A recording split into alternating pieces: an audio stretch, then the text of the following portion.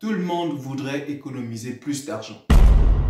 Et donc, dans cette vidéo, tu découvriras 5 stratégies pour pouvoir économiser plus d'argent et ainsi atteindre tes objectifs à partir du capital que tu auras cumulé. Donc, si cette thématique t'intéresse, n'oublie pas de t'abonner sur la chaîne, de partager, de liker le contenu. Et je te dis à tout de suite après le générique.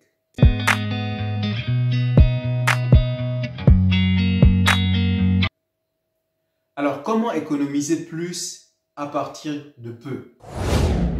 Comment est-ce qu'on peut économiser plus d'argent en n'ayant pas nécessairement une forte somme d'argent? Sans plus tarder, je te propose tout de suite la première stratégie. J'aimerais souligner quelque chose. Est-ce que tu as une caisse d'épargne? Et est-ce que tu as un objectif d'épargne? Ça peut paraître banal, mais c'est la première question à se poser ici. Est-ce que tu as une caisse d'épargne? Est-ce que tu as un objectif d'épargne? Une caisse d'épargne peut être un coffre-fort que tu as à la maison, un coffre, je sais pas moi, en porcelaine, un coffre en bois, donc fait à base de contreplaqué, ou alors un compte bancaire dédié à l'épargne. C'est ce que j'entends par caisse d'épargne ici. Est-ce que tu en as une? Si oui, deuxième question, est-ce que tu as un objectif d'épargne? Quel est ton objectif d'épargne pour cette année? Est-ce que tu t'es posé cette question? Donc, pour pouvoir se lancer dans une démarche réelle d'épargne, tu dois véritablement avoir un but. Qu'est-ce que tu veux atteindre avec ton épargne?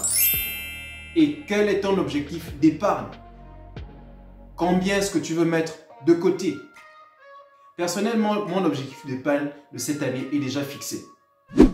Et je vais te partager là ma stratégie. C'est très simple.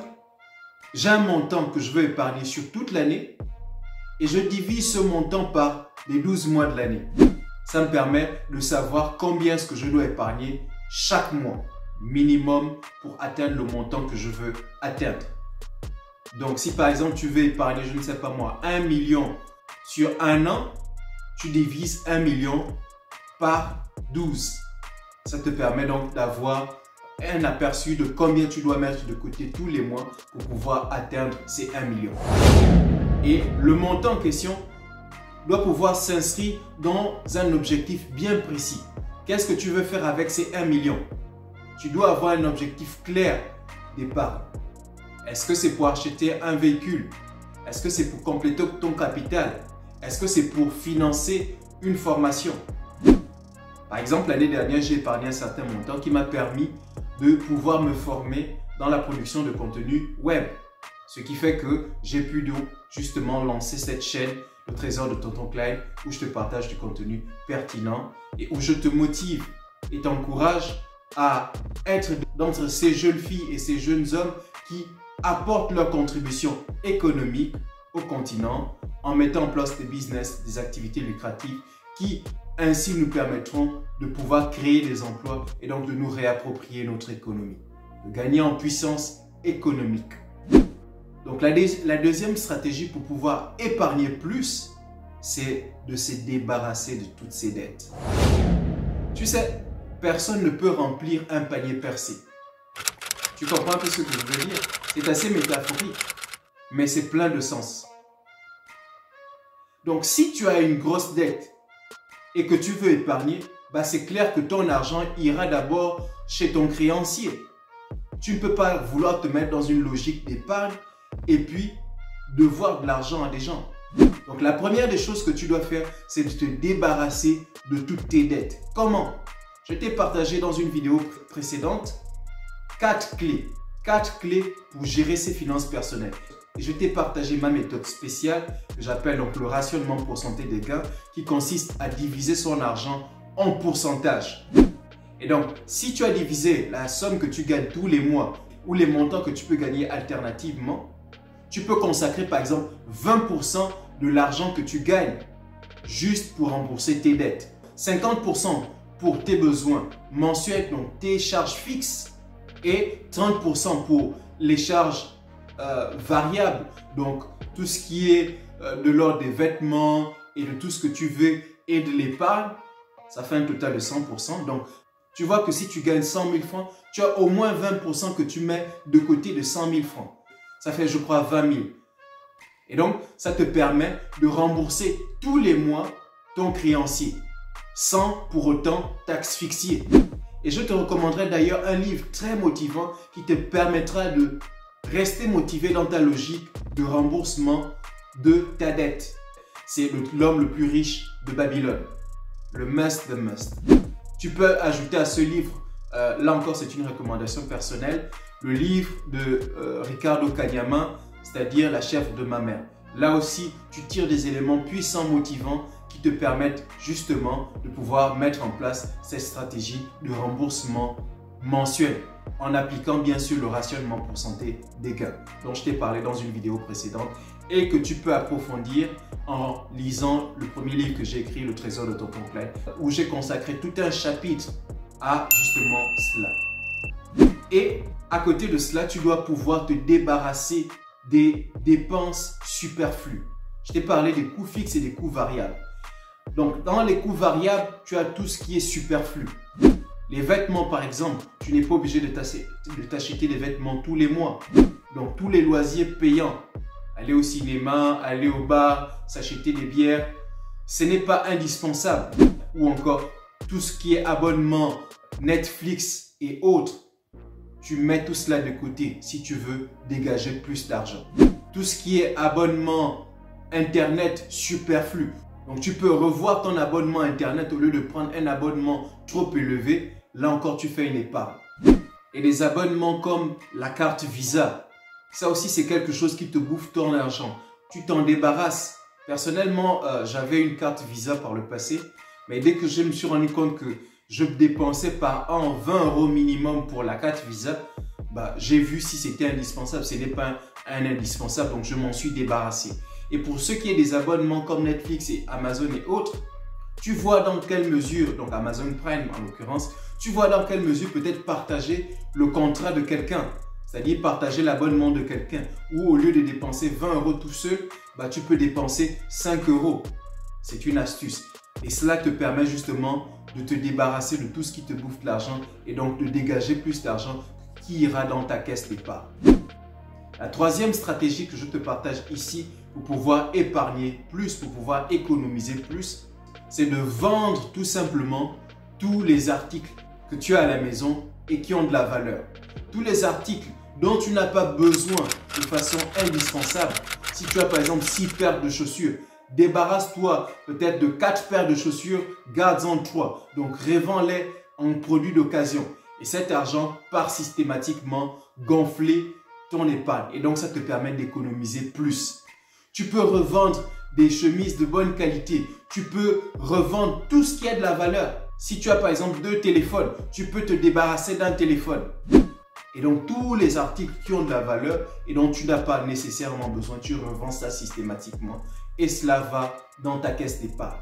Je te dirais même, si ta voiture te bouffe de l'argent, vois comment te débarrasser de cela et de te mettre justement au transport en commun.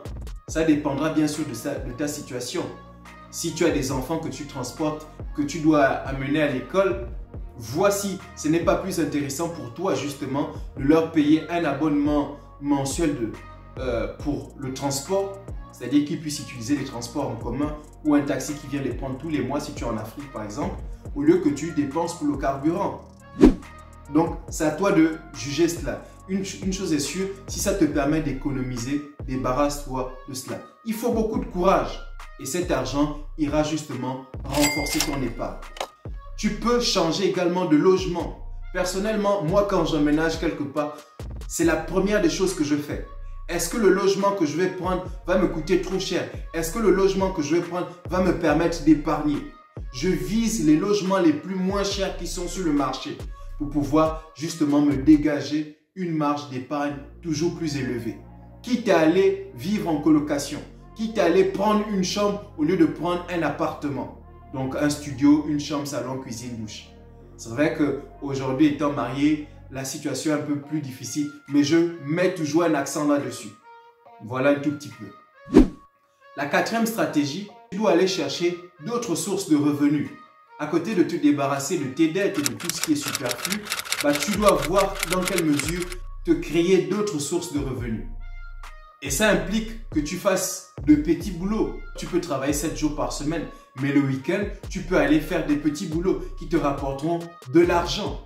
Ou alors, une chose que je fais, tu travailles des heures supplémentaires qui te permettent d'avoir de l'argent qui vient justement gonfler ton salaire, et donc cet argent va systématiquement dans ta caisse d'épargne. Et donc ce sont là des stratégies que tu peux utiliser. Tu peux aussi viser sur les allocations familiales. Avec les allocations familiales, ça te permet d'avoir d'autres entrées financières, ce qui te permettra d'augmenter tes économies et d'épargner plus. La quatrième stratégie que j'ai envie de te partager ici, et c'est pour moi la plus importante et l'incontournable, tu dois te payer toi-même. Et tu dois te payer généreusement. Tu dois pouvoir faire du fait de te payer toi-même une charge fixe. C'est-à-dire que tu dois enlever tous les mois minimum. Les gens disent 10%. Moi, je te dirais minimum 20% pour toi. Et comme il s'agit de se payer généreusement, tu vois dans quelle mesure te payer 30%. 30% de ce que tu gagnes doit être une charge fixe pour toi. C'est-à-dire 30% de ce que je gagne va systématiquement dans mon épargne. C'est vrai qu'aujourd'hui, je suis à plus de 30%. Ça va systématiquement dans ton épargne et ça te permet d'économiser plus et d'économiser systématiquement tous les mois.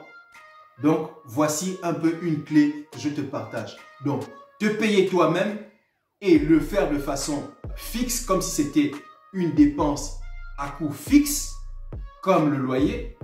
Et deux, de le faire de façon généreuse. C'est-à-dire, tu te donnes suffisamment d'argent à toi-même.